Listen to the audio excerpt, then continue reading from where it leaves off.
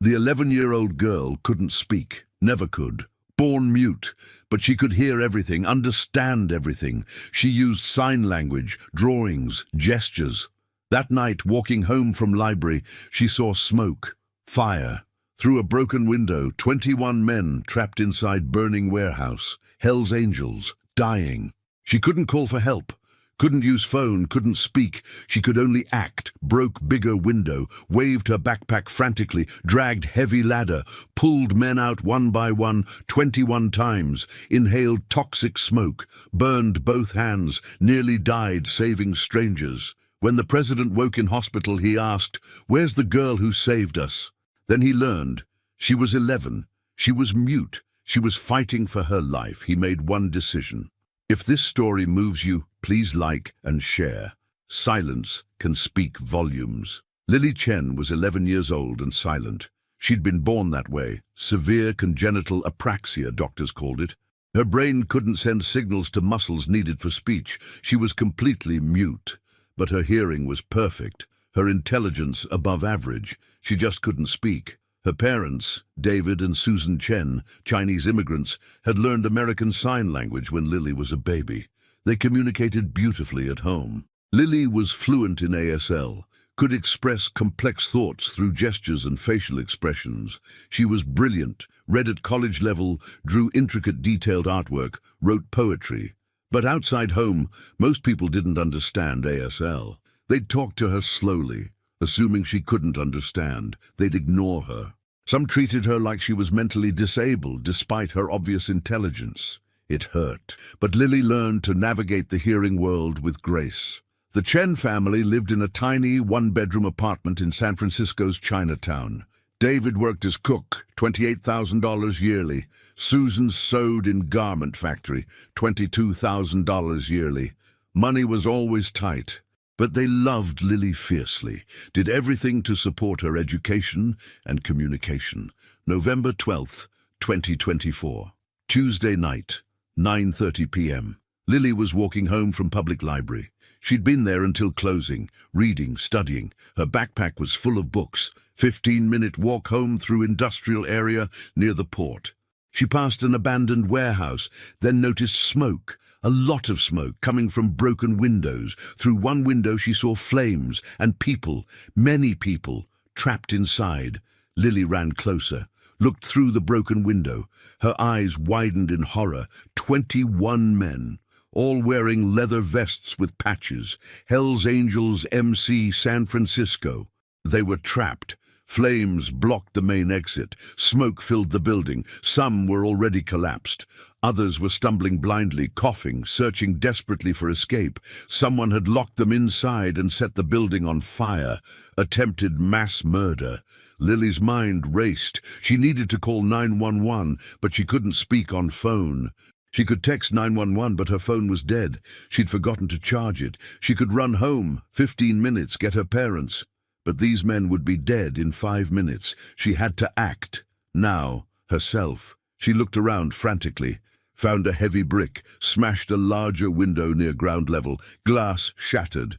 She waved her backpack through the opening, wild, frantic movements, trying to catch attention visually, since she couldn't yell. Finally, one man stumbled toward the light, saw her. She gestured frantically, universal body language. "Come here, get out, now!"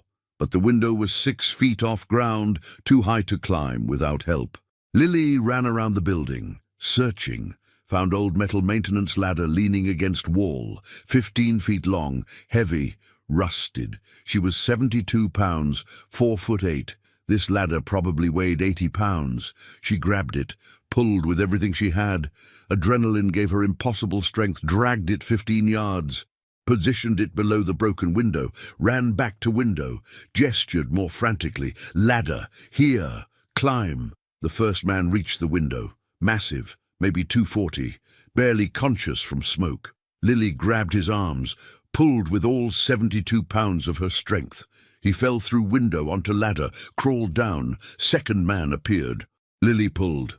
Third, fourth. She counted mentally, had to get all of them, had to make sure nobody was left. The smoke was intense now, burning her lungs. She kept pulling. Fifth, sixth, 7th, her hands touched hot metal. Burned. She ignored the pain. 8th, 9th, 10th. The building was collapsing, flames everywhere. 11th, 12th, 13. Lily's vision blurred. Smoke inhalation kept going. 14, 15, 16. Her hands were severely burned, blistered, bleeding, pulled anyway. 17, 18, 19. She could barely breathe, kept counting, couldn't stop until all was safe. 20, almost done. One more. Where was 21?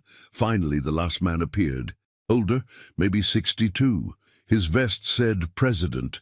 He was carrying someone, no, dragging someone already unconscious, making sure everyone got out before him. Lily grabbed them both, pulled with her last strength. They tumbled through window. The roof collapsed, massive crash, flames shot up. If she'd been 10 seconds slower, they'd all be dead. Lily counted one more time. 21. All accounted for, all alive. Then she collapsed. Smoke inhalation, burns, exhaustion, everything went black. Lily woke 3 days later in San Francisco General Hospital burn unit. Her parents were beside her bed, crying. Her mother signed, "Baby, you're awake, thank God." Lily tried to sign back. Her hands were completely bandaged, couldn't move fingers. Panic showed on her face. "Your hands are burned, sweetheart." Her father signed slowly, so she could read lips instead. "Second-degree burns on both. You'll heal. Doctors say you'll regain full function, but it'll take time." Lily's eyes asked the question she couldn't sign. The men. "All 21 survived," Susan signed. "Because of you, you saved them all. They've been here every day asking about you." A nurse entered, saw Lily was awake. "I'll tell them. They've been waiting." 10 minutes later, a massive man entered. Bandages on his arms, oxygen tubes in nose, walking slowly. The president, the last one she'd pulled out. "Lily Chen," he said slowly, clearly. "I'm Reaper, president of Hell's Angels San Francisco. You saved my life. You saved 20 of my brothers. We owe you everything." Lily couldn't sign, couldn't write, couldn't respond, just looked at him with expressive eyes. "I know you can't talk," Reaper continued. "Nurses told me you're mute, born that way. But you heard us, you saw us, you acted. An 11-year-old girl who weighs nothing dragged an 80-pound ladder, pulled out 21 men, breathed toxic smoke, burned both hands, nearly died, for strangers. That's courage beyond anything I've seen in 40 years of this club." He pulled out his phone, showed her something, notebook page. Her notebook from her backpack, her writing. "My name is Lily Chen. I am mute. I cannot speak. I live at 847 Grant Street, Apt 3B. Phone parents 415 XAXAXX. I saved the men from fire because it was right thing to do." "This note saved us," Reaper said. "Paramedics knew who to call, where you lived, that you couldn't speak. That you chose to save us, knowing you couldn't call for help or explain what you were doing. Lily, we want to thank you, properly. Not just words. We want to do something that honors who you are and what you represent. Would you let us?" Lily nodded, carefully. "I've talked to my club, all 100 members. We're unanimous. We want to build something for you, not give you money, though we'll do that too for medical bills. Something bigger, something permanent, something that helps hundreds of kids like you." He showed her phone again. Architectural drawings. Beautiful building. Sign read, "Lily Chen School for Deaf and Mute Children." We're building a school," Reaper explained. "Complete campus for 250 deaf and mute kids, best teachers, all fluent in ASL, technology, resources, everything you needed but probably never got. Free tuition, transportation, meals, everything. Cost is about $12 million. We're raising it, already halfway there. This school will exist because you couldn't speak but chose to act anyway. You proved voice comes from heart, not mouth. We want every kid who attends this school to know they were given opportunity because Lily Chen was brave." Tears streamed down Lily's face. Her mother was sobbing. David was speechless. "You'll recover fully," Reaper said gently. "Hands will heal in 3 months. You'll sign again, draw again, write again, and when you're ready, you'll be first student to tour that school. You'll help design it. Tell us what deaf kids need. Make sure we do it right. Deal?" Lily nodded vigorously. Tears kept falling. Over the next 6 months, Lily healed. Her hands recovered fully. The burns left small scars, but didn't affect function. She could sign perfectly again. And the Hells Angels worked. They fundraised relentlessly. Charity rides across California, donations from businesses, grants, publicity from Lily's story brought massive support. Within 8 months, they'd raised $13 million. Construction began, a beautiful campus in Sunset District, 3 buildings, classrooms, art rooms, technology labs, gymnasium, library, outdoor spaces, all designed with deaf students in mind. Visual fire alarms, excellent lighting for signing, closed captioning everywhere. Lily visited weekly, consulted with architects, suggested modifications, ensured the school would truly serve deaf children's needs. "What do you think?" Reaper asked during one visit, watching construction. Lily pulled out her notebook. She always carried it. Wrote, "It's perfect, better than I imagined. Hundreds of kids will have better lives because of this, because you honored what I did. Thank you." "No, Lily, thank you. You saved 21 lives, risking your own. This is smallest possible way to honor that." The Lily Chen School for Deaf and Mute Children opened 18 months after the fire. September 2026. Capacity, 250 students. Applications, over 800. Demand was massive. Nothing like this existed in Bay Area. Opening ceremony drew 5,000 people. Media coverage was international. Hells Angels build school for deaf children to honor mute girl who saved 21 members. Lily, now 13, gave the opening speech in ASL with interpreter. Her hands moved gracefully. 2 years ago, I saw people dying. I couldn't call for help, couldn't scream, couldn't explain, could only act. I pulled 21 men from fire using my hands and my heart. Those men didn't just say thank you, they built this. 350 students will be educated here every year. They'll learn in language they understand. They'll be valued for who they are. They'll know silence doesn't mean inability.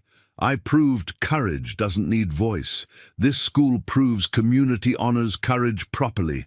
Thank you, Hells Angels, for seeing beyond my silence, for building something beautiful from something terrifying. 5,000 people stood, applauding, many crying. The school thrived. First year, 250 students enrolled, all deaf or mute, ages 5 to 18, comprehensive curriculum, exceptional teachers, state-of-art technology, zero tuition. "How do you fund this?" reporters asked Reaper. "Hells Angels committed to permanent funding. We raise approximately $3 million annually through various activities. School endowment is $15 million. Interest covers most operating costs. We'll never let it close. This is permanent thank you to Lily. Forever." At 5 years, over 200 students had attended. Many graduated. Many went to college, something previously seemed impossible for deaf kids from poor families. "This school changed my life," one graduate signed during interview. "I went from struggling in hearing school where nobody understood me to thriving here where everyone signs. Now I'm Berkeley student studying engineering because Lily was brave, because Hells Angels built this." At 10 years, the school expanded. Second campus, total capacity, 500 students, more programs, vocational training, college prep, job placement. "We're successful because we remember Lily," school directors signed during anniversary. 11-year-old who couldn't speak saved 21 lives through pure courage. "We ensure deaf children get opportunities Lily helped create. That's her legacy. The fire that nearly killed 22 people became spark for transformation. Gang members who'd set fire were convicted, sentenced to life. Meanwhile, Lily Chen School educated thousands. Lily herself graduated at 18. Attended Gallaudet University, premier deaf university. Studied education, returned to San Francisco at 22, began teaching at the school named after her. 20 years ago, I saved lives because it was right. Lily signed to her students. Not expecting anything, just acting. Those men honored that by building this, by giving you opportunities. Now you honor it by being excellent, by proving deaf people are capable of anything, by living courageously. That's how gratitude multiplies, through generations. Sometimes heroes can't speak. Sometimes silence screams loudest. Sometimes one act builds schools. Lily proved it. Hell's Angels honored it. Thousands benefited forever. If this story moves you, please like and share. Silence can speak volumes. At 30 years after Lily saved 21 Hell's Angels from that burning warehouse, the impact of her silent courage had transformed deaf education across North America. Lily was 41 now, serving as principal of the Lily Chen School, which had grown into the largest and most prestigious deaf education institution in the western United States, serving over 1,200 students annually across 3 campuses. 30 years ago, I couldn't speak, but I could act, Lily signed, during a TED Talk that was viewed by 50 million people globally, with both ASL interpretation and closed captioning. I saved 21 lives because it was the right thing to do, not expecting anything in return. Those men didn't just thank me with words, they built an entire school. They proved that gratitude means action, not just sentiment. Now we've educated over 15,000 deaf and mute students across 3 decades. Thousands have graduated college, secured meaningful employment, built families, contributed to society. All because the Hell's Angels understood that honoring courage means creating lasting, institutional change. Reaper had passed away 5 years earlier at 87, 25 years after Lily saved him. His funeral drew 100,000 people. Lily delivered the eulogy in ASL, tears streaming as her hands shaped words about the man who'd turned her act of courage into a movement. Reaper lived 25 extra years because I dragged a ladder and pulled him through a window, Lily signed. He spent those years ensuring thousands of deaf children got education they deserved. He proved that being saved means saving others. Thank you, Reaper, for understanding that the greatest thank you is transformation, not transaction. David and Susan Chen, Lily's parents, now 72 and 70 respectively, had watched their daughter transform from isolated mute child struggling in hearing world to internationally recognized education leader. When Lily was born and doctors said she'd never speak, we worried about her future, Susan signed during an interview. We never imagined she'd save 21 lives, inspire a school, and become voice through her hands for thousands of deaf children worldwide. The Hell's Angels saw what many people missed. Silence doesn't mean inability. Lily proved that, and they honored it permanently. The original Lily Chen School had expanded dramatically over 3 decades. 3 full campuses now across Bay Area, San Francisco, original, Oakland and San Jose, combined enrollment of 1,200 students annually, waitlists of 3,000. Annual operating budget of $45 million, funded through Hell's Angels' ongoing fundraising, contributing $15 million annually, government grants, private donations, and endowment returns. The school had become model studied globally for deaf education excellence. We're successful because we never forgot our founding story, school board members signed during strategic planning. Lily Chen couldn't speak but saved 21 lives through courage and action. We ensure every student understands that disability doesn't determine ability, that silence can be powerful, that different communication methods are equally valid. Those aren't abstract values. They're our origin story, our DNA, our permanent commitment. The viral video from 30 years ago, news footage of 11-year-old Lily with bandaged hands signing her opening ceremony speech, had been viewed over 3 billion times, making it one of the most watched videos about disability rights and education. The image of tiny Lily, hands moving gracefully despite visible burn scars, explaining how she'd saved lives without voice, had become iconic in deaf community worldwide. appearing on advocacy materials, in ASL textbooks, in documentaries about overcoming communication barriers. At 35 years after the rescue, Lily received the Presidential Medal of Freedom for her lifetime of service to deaf education and disability rights advocacy. At the White House ceremony, she wore a necklace containing a small piece of the original metal ladder she'd dragged, carefully preserved by the Hells Angels for 3.5 decades as reminder of where it all began. This ladder saved 21 lives 35 years ago, Lily signed during her acceptance speech, touching the necklace while interpreter voiced her words. But more importantly, it launched a movement. The Hells Angels could have just said thank you. Instead, they asked, how do we honor this permanently? The answer was education, giving deaf children opportunities I never had growing up. Now, 35 years later, we've educated 25,000 students. Many are doctors, engineers, teachers, artists, entrepreneurs. They're proving daily that communication methods don't determine capability. That's what I want everyone to understand. Disability is not inability. Silence is not emptiness, and proper support unleashes extraordinary potential.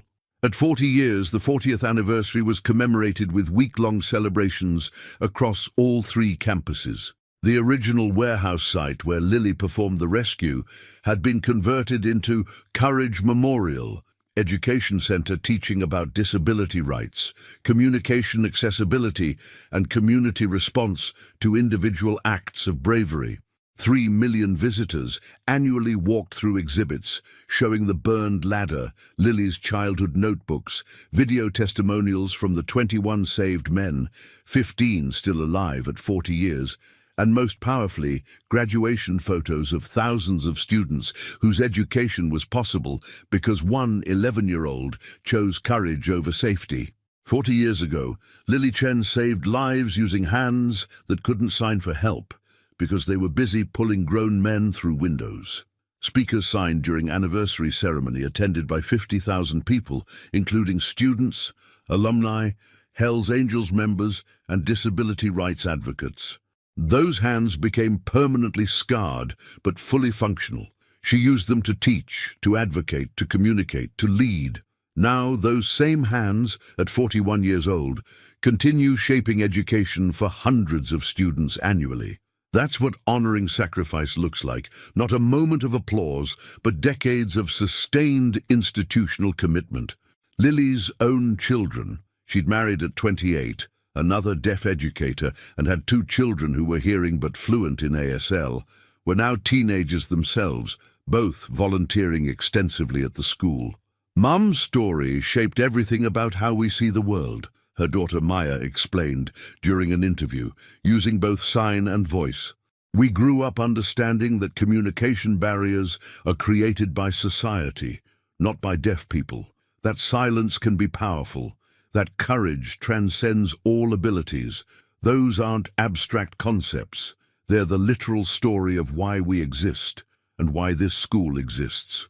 The Hells Angels organization had been profoundly transformed by Lily's silent courage. They'd evolved from primarily a motorcycle club into major education philanthropy organization, operating 17 schools across North America, serving deaf, blind, and disabled students. Annual education funding exceeded $200 million, all because one mute 11-year-old had valued life over safety.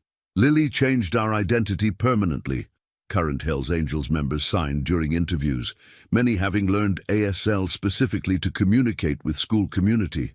Before her, we were bikers helping bikers. After her sacrifice, we understood that true strength means supporting vulnerable people who show extraordinary courage. An 11-year-old who couldn't speak taught us that actions define character more than words ever could. That's our mission now, finding and supporting people who demonstrate courage despite facing barriers most people never experience. At 50 years after that November night, the 50th anniversary was a massive international event. Representatives from deaf education institutions across 80 countries attended. Thousands of Lily Chen School alumni returned, 15 of the original 21 saved men were still alive, now in their 80s and 90s, all present and all having learned ASL over decades to communicate properly with school community. 50 years ago, Lily Chen saved our lives. Snake, now 92, using walker but still sharp, signed slowly but clearly at the ceremony, having practiced for months. She couldn't speak, but she acted. She couldn't call for help, but she became help. We've spent 50 years trying to live up to the standard an 11-year-old set. We've educated 50,000 students. We've changed policies in 70 countries. We've proven that disability education, properly funded and properly designed, unleashes incredible human potential. All because Lily was brave, and we were smart enough to honor that bravery with more than words. At 75 years after Lily dragged that heavy ladder and pulled 21 men from flames, both she and most of the original Hells Angels were gone. Lily had passed at 76 after an extraordinary life of education leadership. Most of the 21 saved men had passed in their 80s and 90s, but the school and movement they'd created together remained vibrant and expanding, now serving as global model for disability education and institutional gratitude.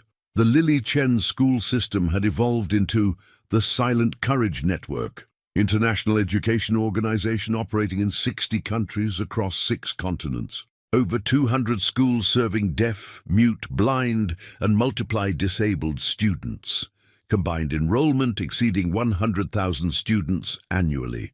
Annual operating budget of $5 billion. Funded through Hells Angels' ongoing massive fundraising, government partnerships, international grants, and substantial endowments. Over 500,000 students educated across 75 years, with profound impact on disability rights, communication accessibility, and societal attitudes toward people with disabilities. Lily's principle guides everything globally. Network leaders signed during the 75th anniversary summit in Geneva, attended by representatives from all 60 operating countries. She couldn't speak, but she saved lives. She couldn't call for help, but she became help. She proved that disability doesn't determine capability, that communication barriers are created by society, not by disabled individuals, that proper support unleashes extraordinary potential. We've spent 75 years institutionalizing those principles, building schools where deaf students thrive, training teachers in proper communication methods, advocating for accessibility, proving that disability is difference, not deficiency. The Hells Angels organization had become virtually unrecognizable from its motorcycle club origin. Now primarily an international education and disability rights organization with 12 million members across 90 countries, operating 200 schools, funding thousands of accessibility projects, employing 50,000 educators and support staff. All members learned ASL as part of basic training. Many chapters focused exclusively on disability advocacy and education support. The organization had become largest private funder of disability education globally, contributing over $10 billion annually. We'll never forget Lily's lesson, members signed during the Diamond Jubilee celebration, organization now requiring all leaders to be fluent in ASL. A mute 11-year-old saved 21 of us. We spent 75 years honoring that by supporting hundreds of thousands of disabled students. She taught us that true strength means recognizing courage in unexpected places and responding with sustained institutional commitment. That's our identity now. We're educators and advocates who happen to ride motorcycles, not bikers who occasionally help kids. And the original warehouse site, Courage Memorial, had expanded into 200-acre campus, including museum, research institute, teacher training center, and operational headquarters for Western Region disability education programs. 20 million visitors annually walked through exhibits, with most powerful installation being the preserved original ladder, now displayed behind protective glass, with detailed explanation of how 72-pound child had dragged 80-pound ladder to save men 5 times her size. This ladder represents impossible made possible. Tour guides signed to school groups visiting from around world. Lily Chen couldn't speak, couldn't call for help, couldn't explain what she was doing. She could only act. This ladder was her tool of courage. 21 men owe their lives to it. 500,000 students owe their education to what it represents. That disability doesn't prevent heroism, that silence doesn't mean inability, that proper institutional response to individual courage creates generational transformation. At 100 years after Lily's 11-year-old sacrifice, the centennial was humanity's largest coordinated celebration of disability rights and education accessibility. Simultaneous events in every nation where Silent Courage Network operated. 2 billion people participating globally through gatherings, media, digital commemorations. All honoring a century of proving that disabled individuals, properly supported, achieve extraordinary things. 100 years ago, Lily Chen saved 21 lives without speaking a word. World leaders signed in coordinated statements, broadcast globally with full accessibility features. That act created a century of building institutions that support disabled students. We've educated 5 million students across 100 years. We've changed laws in 150 countries requiring communication accessibility. We've proven conclusively that disability is social construct, not personal limitation. Thank you, Lily, for showing us that courage transcends all abilities. Thank you, Hell's Angels, for understanding that gratitude means building, not just thanking. At 150 years, the sesquicentennial was marked by revolutionary policy changes. Every nation where Silent Courage Network operated had implemented Lily protocols, mandatory comprehensive support systems for students with communication disabilities, requiring all schools to provide ASL instruction, requiring all public spaces to have visual communication systems, requiring all teacher training programs to include disability education modules. The protocols ensured that disabled students received education and support comparable to what Lily Chen's school system provided. She showed courage 150 years ago that we're still trying to match. Policymakers signed during implementation ceremonies. We're ensuring every disabled child receives opportunities Lily helped create. That's systemic honoring of sacrifice. That's how we honor her legacy permanently, not through monuments alone, but through daily support for millions of students. Didit. At 200 years after 11-year-old Lily Chen pulled 21 men from burning warehouse without speaking a word, her story had achieved mythological status in global disability rights movement and education reform. Every special education program worldwide had restructured around the Lily model, comprehensive, properly funded, communication-accessible education, proving that disability doesn't determine potential. The Lily Principle, it was called in international education policy, the concept that communication disabilities require institutional adaptation, not individual accommodation, that silence can be a powerful form of expression, that disability is difference requiring support, not deficit requiring fix. This principle was enshrined in educational law of 193 nations, trillions of dollars annually funded programs supporting disabled students globally according to Lily model standards. The Silent Courage Network operated universally. Every nation, every community, annual budget exceeding $500 billion globally. Over 50 million students educated across 2 centuries, each receiving comprehensive support, ensuring their communication differences didn't prevent educational and life success. Results were undeniable. Disabled students in Lily Model schools achieved outcomes comparable to or exceeding non-disabled peers, completely disproving historical assumptions about disability and capability.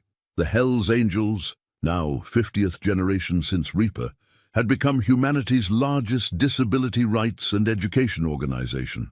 50 million members across every continent, all required to be fluent in ASL and at least one other disability communication method. They operated 5,000 schools, employed 5 million educators and support staff, advocated for accessibility in every context. They'd completely transformed from motorcycle club to essential global institution, ensuring disabled people received proper support. "We'll never forget why we exist," members signed during bicentennial commemorations. 200 years ago, mute 11-year-olds saved 21 of us.